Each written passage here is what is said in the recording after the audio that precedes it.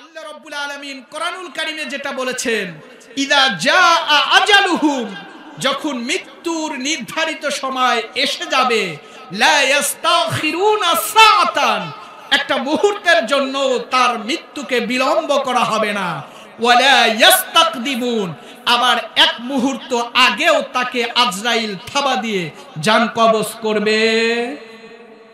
এই যে মৃত্যু, এই মৃত্যু যে হবে এটা নিশ্চিত না অনিশ্চিত? বলে মৃত্যুর বিষয়টা নিশ্চিত। এ কথাটা আল্লাহ কোরআনুল কারীমে 29 নম্বর পারায় সূরা মুলকে বলেন, তাবারাকাল্লাযী বিয়াদিহিল মুলক ওয়া হুয়া আলা কুল্লি শাইইন কাদির আল্লাযী খালাকাল মাউতা ওয়াল হায়াতা লিয়াবলুয়াকুম আইয়ুকুম আহসানু আমালা। আরে সকল ক্ষমতা, সার্বভৌম ক্ষমতার অধিকারী যিনি, তিনি হলেন কে? আরো জোরে বলেন, তিনি হলেন কে? সেই আল্লাহ রব্বুল আলামিন ডাক দিয়ে বলেন, বান্দারে, পৃথিবীতে কয়দিন বাঁচবা তোমার এখতিয়ার নাই। পৃথিবীতে বাবার ঔরসে মায়ের গর্ভে দুনিয়াতে আসতে পারবা কি পারবা না এই গ্যারান্টি নাই। তবে যদি পৃথিবীতে এসেই যাও, আমি আল্লাহ ঘোষণা করে দিচ্ছি তোমাকে মরতেই হবে। এজন্য আমি জীবনের কথা পড়ে এনে আল্লাহ মরণের কথা আগে স্মরণ করিয়ে দিয়ে বলেন, আল্লাযী খালাকাল মাউতা ওয়াল হায়াতা। আল্লাহ বলেন, আমি তো সেই সত্তা, যেই সত্তা আমি প্রথমে মৃত্যুকে সৃষ্টি করেছি, ওয়াল মাউতা ওয়াল হায়া, এরপরে আমি হায়াতকে সৃষ্টি করেছি। আল্লাহ রাব্বুল আলামিন কোরআনে বলেন, আমি মৃত্যু সৃষ্টি করেছি, এরপরে বলেন আমি কি করেছি? জীবন সৃষ্টি করেছি। সুতরাং মৃত্যু এই বিষয়টা নিশ্চিত, এই বিষয়টা নিশ্চিত। কিন্তু আজকে আমরা এই নিশ্চিত বিষয় এটা জানার পরেও অনিশ্চিত যে জীবন, এখন বসে আছি, উঠতে পারবো কিনা জানা নাই, এই ওঠা বসার এই জীবনটাকে উপভোগ করার জন্য, আনন্দে কাটানোর জন্য পায়ের মাথার ঘাম পায়ে ফেলে সকাল থেকে সন্ধ্যা অবধি এমন কোনো পরিশ্রম নাই যা আমার শরীরে কুলাই করি না, ঠিক কিনা বলেন? কিন্তু এই যে আপনি পরিশ্রম করে যেই সম্পদ গুছাচ্ছেন, যে অট্টালিকা করছেন, যেই গাড়ি করছেন, যেই বাড়ি করছেন, এটাতে আপনি শেষ পর্যন্ত উপভোগ করতে পারবেন কিনা এটা কি আপনার জানা আছে? বলেন। কিন্তু আপনার জানা নাই, আপনি জানেন না, তারপরেও আপনি করছেন কেমনে? বলেন। আপনি যদি জানেন সকাল থেকে সন্ধ্যা পর্যন্ত আমি যদি কাজ করে টাকা উপার্জন করি, আর এই টাকা নিয়ে যদি বাসায় ফিরি, এই রাস্তা দিয়ে গেলে একটা টাকাও বাড়িতে নিতে পারবো না, সন্ত্রাসী লুণ্ঠনকারী ডাকাতরা আমার সব টাকা মেরে দিবে, আপনি কি সেই কাজ করার জন্য সেই এলাকায় গিয়ে সকাল থেকে সন্ধ্যা অবধি মাথার ঘাম পায়ে ফেলে সেই কাজ করে টাকা উপার্জন করবেন? বলেন। প্রয়োজনে না খেয়ে থাকবেন, তাও ওই এলাকায় গিয়ে কাজ করবেন না। কারণটা কি? কারণ আমি যেই এলাকায় গিয়ে সকাল থেকে সন্ধ্যা অবধি পরিশ্রম করে হাড় ভাঙ্গা মেহনত করে টাকা ইনকাম করছি, একটু ভালো খাবো, ভালো পরবো, আর একটু ভালো থাকবো, কিন্তু শেষ পর্যন্ত তো আমি আমার পুঁজি নিয়ে বাড়িতে ফিরতে পারবো। এই নিশ্চিত জানার পরেও আপনি যদি সেখানে কাজ করতে না যান, তাহলে এই মৃত্যু নিশ্চিত জেনেও আপনি কেন দুনিয়ার পিছনে এত উন্মাদ হয়ে আছেন? বলে এর কারণ হচ্ছে আমরা নির্বোধ, বোকা, আর ওই সেই ময়দানে মাহশার চূড়ান্ত ঠিকানা পরকাল সম্পর্কে আমরা হলাম বেখবর আর উদাসীন, এছাড়া আর কিচ্ছু। আল্লাহ রাব্বুল আলামিন তার হাবিবের মাধ্যম দিয়ে হাদিসে মুবারাকায় স্পষ্ট করে ইরশাদ করেন, হে পৃথিবীবাসী শুনে নাও, যে ব্যক্তি সকাল থেকে সন্ধ্যা অবধি হাড় ভাঙ্গা পরিশ্রম করবে, মেহনত করে পুঁজি উপার্জন করবে, টাকা ইনকাম করবে, একতলা দুইতলা 10 তলা বাড়ি করবে, এক গাড়ি 2 গাড়ি 10টা গাড়ির মালিক হবে, কালো নয় সামা নয় সুন্দরী নারীর অধিকারী হবে, অনেক সন্তান সন্ততির অধিকারী হবে, সবচাইতে ক্ষমতাধর রাষ্ট্রের সবচাইতে ক্ষমতাবান ব্যক্তিও হবে। আমি রাসূলের মাধ্যম দিয়ে ঘোষণা দিলাম, ওই ব্যক্তিকে আমি জ্ঞানী বলে সম্মান করি না, সম্বোধন করি না। আমি তাকে জ্ঞানী ব্যক্তি বলে ঘোষণা দেই না। হাদিসের ভিতরে ইরশাদ করেন, আরে পৃথিবীতে তো ওই ব্যক্তি সবচাইতে জ্ঞানী, যার বড় বাড়ি আছে সে জ্ঞানী নয়, যে সুন্দরী নারীর অধিকারী হয়েছে সে জ্ঞানী নয়, যার 4-5টা গাড়ি আছে সে জ্ঞানী নয়, যে অনেক জ্ঞানের অধিকারী হয়েছে সে প্রকৃতপক্ষে জ্ঞানী নয়, যে মুফতি হয়েছে, মুহাদ্দিস হয়েছে, মুফাসসির হয়েছে সে তো আল্লাহর কাছে বড় জ্ঞানী নয়। আল্লাহর কাছে সবচাইতে বড় জ্ঞানী, বিবেকবান, বুদ্ধিমান হলো ওই ব্যক্তি। রাসূল হাদিসের ভিতরে ইরশাদ করেন, আল কাইয়িসু মান দানা নাফসাহু ওয়া আমিলা লিমা বাদাল মাউত। আল্লাহ রাব্বুল আলামিনের কাছে ওই ব্যক্তি সবচাইতে বড় জ্ঞানী, ওই ব্যক্তি সবচাইতে বড় দামি, ওই ব্যক্তি সবচাইতে বড় বুদ্ধিমান, যেই ব্যক্তি দুনিয়া থেকেই মৃত্যুর পরবর্তী জিন্দেগির জন্য নেক পুঁজি সংগ্রহ করে। আল্লাহর রাসূল বলেন, আরে যাকে বড় মর্যাদা দেওয়া হয়েছে সেই তো জ্ঞানী নয়, যাকে সবচাইতে বড় ডিগ্রির অধিকারী করা হয়েছে সেই তো জ্ঞানী নয়, যাকে MBBS ডাক্তার বানানো হয়েছে সেই তো জ্ঞানী নয়, যাকে 100 কাঠা জমির মালিক বানানো হয়েছে সেই তো বড় বাড়ি নয়, যাকে মেম্বার, চেয়ারম্যান, উপজেলা চেয়ারম্যান, MP, মন্ত্রী, প্রেসিডেন্ট, রাষ্ট্রপতি বানানো হয়েছে সেই তো বড় জ্ঞানী নয়। আল্লাহর রাসূল বলেন, প্রকৃতপক্ষে ওই ব্যক্তি সবচাইতে বড় জ্ঞানী। আল্লাহর রাসূলের ভাষায়, যেই ব্যক্তি ওয়া আমিলা নাফসাহু লিমা বাদাল মাউত, যে ব্যক্তি মৃত্যুর পরবর্তী জিন্দেগির জন্য দুনিয়া থেকে নেক আমল করে যায়। মুসলমান ভাইরা রে আমার, এখন রাসূলের হাদিসকে আমাদের সাথে মিলান। আমরা কি বলেন আখিরাতকে প্রাধান্য দেই না দুনিয়াকে? আমরা আখিরাতের পুঁজি সংগ্রহ করি না দুনিয়ার পুঁজি সংগ্রহ করি? আরে যে ব্যক্তি 10 রাকাত নফল নামাজ প্রতিদিন নিয়মিত পড়ে আমরা তাকে বুদ্ধিমান বলি, না যে ব্যক্তি সপ্তাহ শেষে 10 কাঠা জমি কেনে তাকে বুদ্ধিমান বলি? যে ব্যক্তি 1 তালার মালিক থেকে 2 তালার মালিক হয় আমরা তাকে সবচাইতে বুদ্ধিমান বলি? না যে ব্যক্তি সকাল সন্ধ্যা যাই করুক না কেন মৃত্যু আর কবরের কথা বলে না তাকে বুদ্ধিমান বলি? আমরা তো পুরো উল্টো।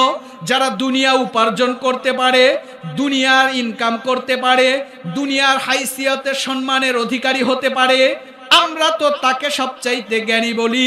আর যারা মৃত্যু পরবর্তী জীবনের জন্য পুঁজি সংগ্রহ করতে থাকে, নামাজ পড়তে থাকে, দান করতে থাকে, হজ করতে থাকে, রমজানের রোজা আদায় করতে থাকে, আমরা তো তাদেরকে বাঁকা নজরে দেখি। মুসলমান ভাইরা রে আমার, অথচ আল্লাহর রাসূলের ভাষায় জ্ঞানী হলো যে ইহকালকে প্রাধান্য দেওয়ার চাইতে পরকালকে প্রাধান্য দেয়। আপনারা জানেন পৃথিবীর ইতিহাসে একজন বাদশার কথা লেখা আছে। বাদশার নাম হলো বাদশাহ হারুনুর রশিদ। যেই বাদশাহ হারুনুর রশিদের কথা জানে না এমন কোন মানুষ খুব কমই আছে।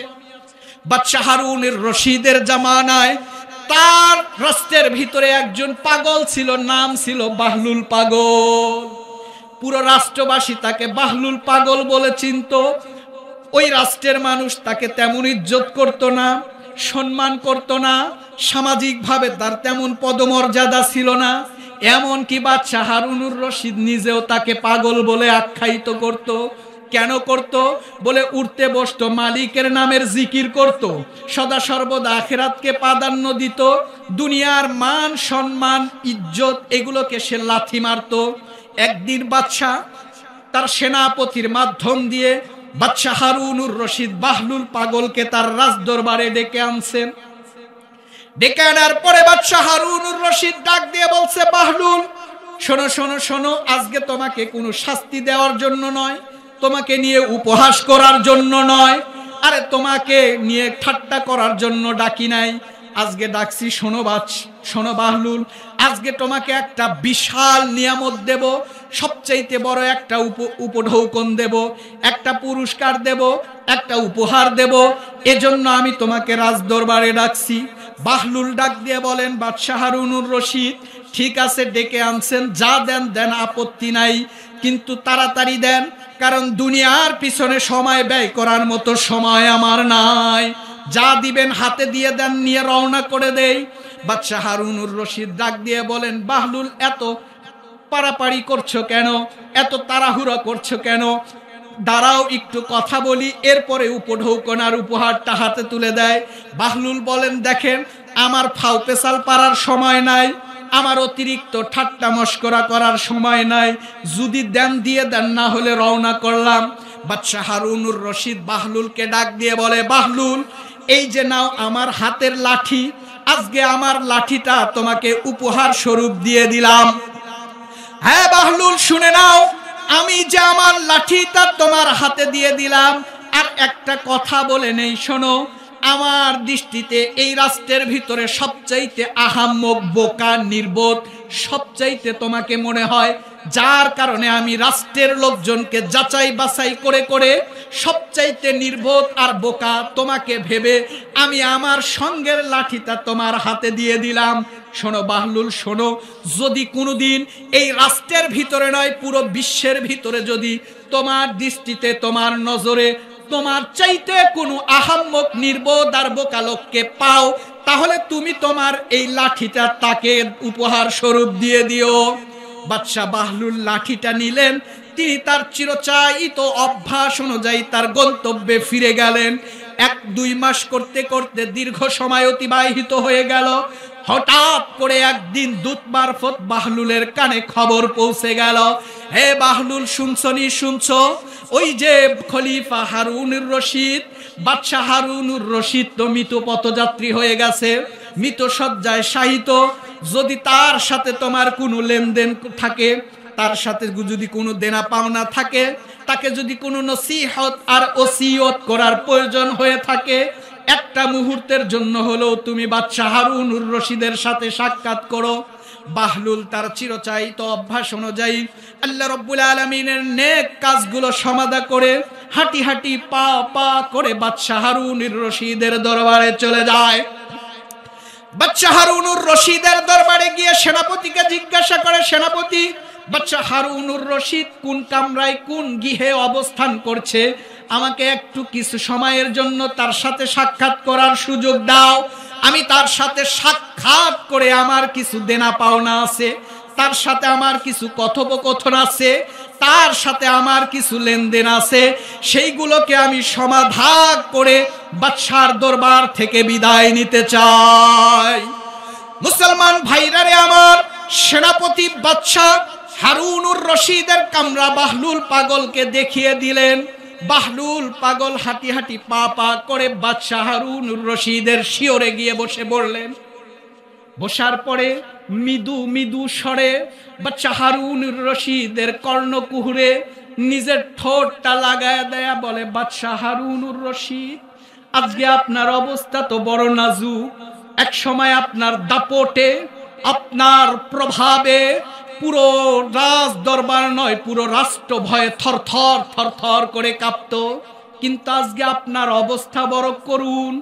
আজকে আমি আপনাকে জিজ্ঞাসা করতে যাই, এরকম ইতিম, অসহায় আর নিঃস্ব হয়ে কোথায় রওনা করেছেন? বাদশাহ হারুনুর রশিদ ডাক দিয়ে বলে, বাহলুল, এমনি এমনেই তো তোমারে নির্বোধ বলি নাই, এমনি এমনেই তো তোমারে আহাম্মকের ডিগ্রি দেই নাই। হ্যাঁ বাদশাহ, হে বাহলুল, শোনো, আমি আজকে যেই দিকে রওনা করেছি, যেই পথে রওনা করেছি, এই পথে একদিন তোমাকেও রওনা করতে হবে। আরে আমি রওনা করেছি কবরপুরের দিকে, আমি রওনা করেছি মৃতপত্র যাত্রী হয়ে মালাকুল মৌতের সাথে সাক্ষাৎ করতে। এবার বাহলুল ডাক দিয়ে বললেন, হে বাদশাহ হারুনুর রশিদ, আপনি যে কবর পথে রওনা করেছেন, আপনি তো বাদশাহ একবারও কি কবরের ভিতরে গিয়ে খোঁজ নিয়েছেন নাকি? কবরটা আপনার জন্য নিরাপদ কিনা? বাদশাহ হারুনুর রশিদ ডাক দিয়ে বলে, বাহলুল, এই জন্যই তো তোমারে বারবার নির্বোধ কয়া ডাক দেই। আরে কবরে কি আগাম খবর নেওয়া যায় নাকি? কবরে কি আগাম নিরাপত্তার ব্যবস্থা করা যায় নাকি?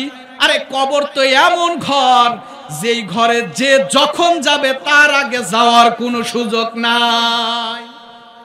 মুসলমান ভাইরা রে আমার, এবার বাহলুল ডাক দিয়ে বললেন, বাদশাহ, যতদিন পর্যন্ত রাষ্ট্রে আপনি প্রভাব প্রতিপত্তি দেখিয়েছেন, কোন রাষ্ট্রে যদি আপনি আগাম সফর করতেন, আরে সফর করার আগে তো আপনি আগাম মুকাদ্দামাতুল জাইশ, অগ্রগামী সেনা পাঠাতেন, রাষ্ট্রদূত পাঠাতেন। যেই দেশে সফর করবেন সেই দেশের প্রশাসন আপনার অনুকূলে কিনা, সেই দেশের জনগণ আপনার অনুকূলে কিনা, সেই দেশের পরিবেশ পরিস্থিতি আপনার অনুকূলে কিনা, এইটা খবর নেওয়ার জন্য তো 1 মাস আগে আপনি আপনার রাষ্ট্রদূতের মাধ্যমে ব্রিফিং করতেন, সেখানে আপনার নিরাপত্তার ব্যবস্থা জোরদার করতেন। 3 দিনের সফর করতেন বলে রাজপ্রাসাদের আরাম আয়েশের ব্যবস্থা করতেন। আজকে এই যে কবরপুরের যাত্রী হয়ে রওনা করেছেন, এই কবরে কয়দিনের সফর করতেছেন, আর কয়দিন পরে আবার আপনার দরবারে ফিরে আসবেন। ডাক দিয়ে বললে, বাহলুল, এই আহাম্মক, তোরে কি বারবার এমনি আহাম্মক বলতে চাই? আরে এই কবরপুরে একবার যেই ঢুকতে পারে আর কোনোদিন সে আর ফিরে আসতে পারে না। এবার বাহলুল পাগল ডাক দিয়ে বলে, বাদশাহ হারুনুর রশিদ, যেই দেশে মাত্র 3 দিনের জন্য যাইতেন, এর জন্য যদি এত সিকিউরিটির প্রয়োজন হতো, এত বিলাসিতার প্রয়োজন হতো, এত নিরাপত্তা জোরদার করার প্রয়োজন হতো, আজকে যেই কবরে যাচ্ছেন এই কবর থেকে তো আর কোনোদিন ফিরবেন না। ওই কবর আপনার জন্য নিরাপদ কিনা খবর নেওয়ার প্রয়োজন আছে কি নাই বলেন? কিন্তু আজকে আপনার কোনো খবর নাই, সেটা নিরাপদ কিনা একবার দেখতেও সেনাপতি পাঠাইলেন না। সেখানে আপনার জন্য আরামের ব্যবস্থা আছে কিনা সেই ব্যবস্থাও করলেন না। সুতরাং বোঝা গেল, বাদশাহ, আপনি দুনিয়ায় সফর করার জন্য, দুনিয়ার ইজ্জত সম্মানের জন্য, দুনিয়ার প্রভাব পত্তির জন্য আপনি কত কিছু করলেন, কত কিছু করলেন, কত কিছু করলেন। কিন্তু আজকে যেই জায়গায় যাচ্ছেন, যেই জায়গা থেকে আর ফিরবেন না, সেই জায়গায় শান্তি নিরাপত্তার জন্য তো আপনি কিছুই করলেন না। সুতরাং বাদশাহ শুনে নেন, আপনি আপনার দেওয়া উপঢৌকন দিয়ে ওসিয়ত আর নসিহত করে বলেছিলেন, এই রাষ্ট্রে, এই দেশে যদি আমার চাইতে আহাম্মক নির্বোধ কাউকে পাওয়া যায়, আমি যেন আপনার দেওয়া হাদিয়াটাকে তার কাছেই ফেরত দেই, তাকে আবার উপঢৌকন স্বরূপ দেই। সুতরাং এই যে আপনার হাদিয়া দেওয়ার পরে দীর্ঘ সময় চলে গেল, আমি রাষ্ট্রের বিভিন্ন প্রত্যন্ত অঞ্চলে ঘোরাফেরা করলাম, অলিতে গলিতে, হাটে বাজারে, জঙ্গলে গেলাম, কিন্তু আমি আমার দৃষ্টিতে আপনার চাইতে আহাম্মক আর নির্বোধকে কাউকে পেলাম না। কারণ যে 3 দিনের সফরের জন্য নিরাপত্তা জোরদার করে, বিলাসবহুল আরাম আয়েশের ব্যবস্থা করে, উন্নত মানের খানাদানা ব্যবস্থা করেই শেষ নয়, সেটা পরীক্ষার নিরীক্ষা করার পরে নিজে ভক্ষণ করে, অথচ চিরস্থায়ী ঠিকানা যেখানে গেলে আর ফেরা যায় না, সেই জায়গার জন্য তো আপনার কোনো আগাম প্রস্তুতি নেই। সুতরাং আপনার চাইতে বোকার নির্বোধ এই রাষ্ট্রে আর এই দেশে একজনও নেই। সুতরাং আপনার লাঠি আপনার বাস, আপনাকেই ফেরত দিয়ে দিলাম। আমার দৃষ্টিতে আপনার চাইতে বোকা আর কেউ নেই। বলেন, এর চাইতে আর বোকা কেউ হতে পারে? আজকে সম্মানিত উপস্থিতি, এই যে আখিরাত অর্জন করা, আখিরাতের পুঁজি অর্জন করা, সংগ্রহ করার জায়গা হলো এই মাজলিস, অথচ আমরা বাজার ঘাটে, চা স্টলে, নিজেদের বাসা বাড়িতে বসে আড্ডা দিচ্ছি, বিয়ানের সাথে গাল গপ্পের লিপ্ত রয়েছি, বন্ধু বান্ধবের সাথে আড্ডা দিচ্ছি, আজান হয়ে গেছে, একামত হয়ে গেছে, ইমাম সাহেব রেডি আছে, শুধুমাত্র তাকবীরে তাহরিমা বলার সময়টাই বাকি আছে। কোন সজ্ঞানী সচেতন ব্যক্তি একামত শোনার পরেও, জামাত রেডি হওয়ার পরেও এক খিলি পান খাওয়ার জন্য আর মসজিদ থেকে বের হয়? তাহলে বোঝা গেল রাসূলের সেই হাদিসের ভাষায়, আল কাইসু মান দানা নাফসাহু ওয়া আমিলা লিমা বাদাল মাউত। আমরা বড় বাড়ি করেছি, বড় গাড়ি করেছি, সুন্দরী নারীর অধিকারী হয়েছি, কিন্তু এখনো পর্যন্ত আমরা জ্ঞানী আর বুদ্ধিমান হতে পারি।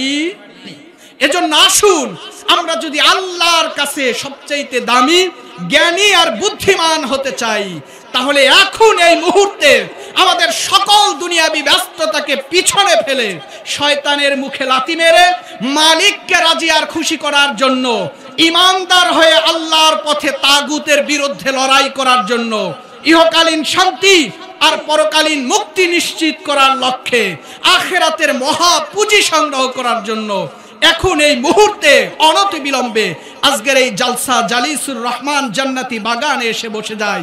আল্লাহ রাব্বুল আলামিন আমাদের প্রত্যেককেই আজকের এই জালসা থেকে ইহকালীন শান্তি এবং পরকালীন মুক্তি নিশ্চিত করার লক্ষ্যে আজকের আমন্ত্রিত ওলামায়ে কেরামের মুখে কোরআন এবং সুন্নাহর সমন্বয়ে জাতির এই ক্লান্তি লগ্নে ইখলাসপূর্ণ তথ্যবহুল আলোচনা সংগ্রহ করে আমরা আমাদের বাস্তব জীবনে সেটাকে বাস্তবায়িত করে মালাকুল মউতের সাথে আল্লাহ এবং তার রাসূলের সাহায্য নিয়ে জান্নাতি বান্দা হিসেবে বিবেচিত হয়ে সেই চিরস্থায়ী পথে যাত্রা করি। আল্লাহ রাব্বুল আলামিন আমাদের সকলকেই আল্লাহ রাব্বুল আলামিন ঈমানের পথে আল্লাহর পক্ষে তাগুতের বিরুদ্ধে এক ও নেক হওয়ার তৌফিক দান করুন, আমিন। সম্মানিত উপস্থিতি, এই যে নামাজ না পড়লে জাহান্নামে যেতে হবে, এটা কি শুধু বৃদ্ধদের জন্য না যুবকদের জন্য? শুধু কি পুরুষের জন্য না নারীর জন্য? কিন্তু আমরা এই যে নামাজ, এটা যে ফরজ, এটা তো 40 বছর আপ হলে, ঠিক না, 40 ওল্ড, অর্থাৎ বয়স 40-এর যদি উপরে চলে যায়, আপ হয়ে যায়, তারপরেই তো নামাজ পড়তে হয়। 40-এর আগে তো নামাজ ফরজ না, কি বলেন? 40-এর আগেও ফরজ নামাজ। আল্লাহর রাসূল সাল্লাল্লাহু আলাইহি ওয়াসাল্লাম বলেন, আপনি নামাজ তো আল্লাহ কোরআনে ফরজ করেছেন, কিন্তু বয়স কত আল্লাহ বলেন নাই। রাসূল বলেন, তোমার সন্তানকে মুরু আওলাদাকুম বিসসালাতি বিসাবঈন, যখন সন্তানের বয়স 7 হয় তখন সন্তানকে নামাজের আদেশ দাও। আর যদি 10 হয়ে যায়, নামাজ না পড়ে, প্রয়োজনে তাকে বেত্রাঘাত করো, এটা বাবার জন্য দায়িত্ব। তাহলে 10 থেকেই বোঝা গেল নামাজ পড়া বাধ্যতামূলক। কিন্তু আমরা কি করি বলেন? 10-এ কি নামাজ পড়ি? নিজেরা পড়ি না, সন্তানকে তো পড়ানোর কথা বলার প্রশ্নই। সম্মানিত শুধু এই যে কিয়ামতের ময়দানে সাকার নামক জাহান্নামে যেতে হবে, এই জাহান্নাম কবে ময়দানে মাহশার হাসর কায়েম হবে, সেদিনই তো জাহান্নামে যাবেন। এর আগে যতদিন এই যে পার্শ্ববর্তী কবরস্থান সিরাজপুরের মানুষ মরলেই এখানে দাফন করা হবে, তখন তো আর এই শাস্তি দেওয়া হবে না। দেওয়া হবে? কবরে যাওয়ার পরে কি নামাজ না পড়ার শাস্তি দেওয়া হবে? সম্মানিত উপস্থিতি, অবশ্যই দেওয়া হবে। আল্লাহ রাসূল সাল্লাল্লাহু আলাইহি ওয়াসাল্লাম হাদিসে বলেন, আল কবরু রাউযাতুম মিন রিয়াজিল জান্নাহ আও হুফরাতুম মিন হুফারিন নার। আর এই যে কবর, এই কবরটাই কারো জন্য হবে জান্নাতের টুকরা, আবার কারো জন্য হবে জাহান্নামের একটা গর্ত। এই কবরে আমাদেরকে যেতে হবে, এই বিশ্বাস আছে কি বলেন? কেমন আছে?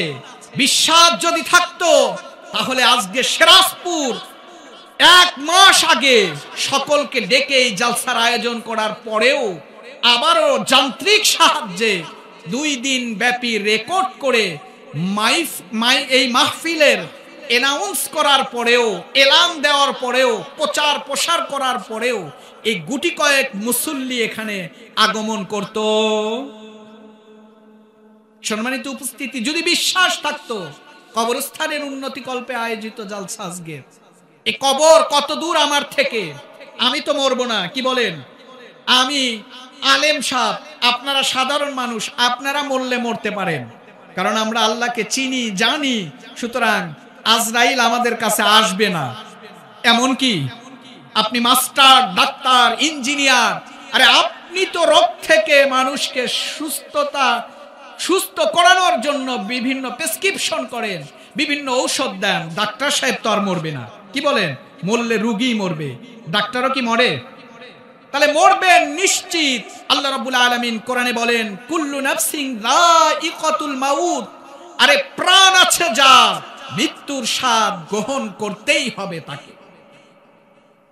এই কথা নিশ্চিত জেনেও পৃথিবীতে নামাজ পড়বেন কি পড়বেন না, রাসূল শেষ নবী কি নবী না, কোরআন সত্য কি সত্য না, আল্লাহ আছে কি নাই, এই ব্যাপারে যদি মতভেদ করার লোক থেকেও থাকে, মরতে হবে, এই ব্যাপারে কি মতভেদ করার কোন লোক আছে? বলেন, আছে? তাহলে যে জিনিসটা নিশ্চিত, সেই নিশ্চিত জিনিস জানার পরেও কিভাবে আমরা উদাসীন থাকি বলে? আজকে এই যে কবরের কথা বলা হয়, মৃত্যু তো বরণ করতেই হবে। কবর আপনার থেকে কত দূরে বলে? কত দূরে? সম্মানিত উপস্থিতি, এই বুঝটা, কবরের বুঝটা, কবরের ধারণাটা, কবরের চিন্তাটা যেন শেষ না হয়ে যায়। আপনি কবর থেকে যত উদাসীন না হন। আপনি বোঝেন নাই, কেবলমাত্র জন্ম নিয়েছেন, আপনার বাবা, চাচা, মামার মাধ্যম দিয়ে কবরের কথা আপনাকে স্মরণ করিয়ে দেওয়া হচ্ছে।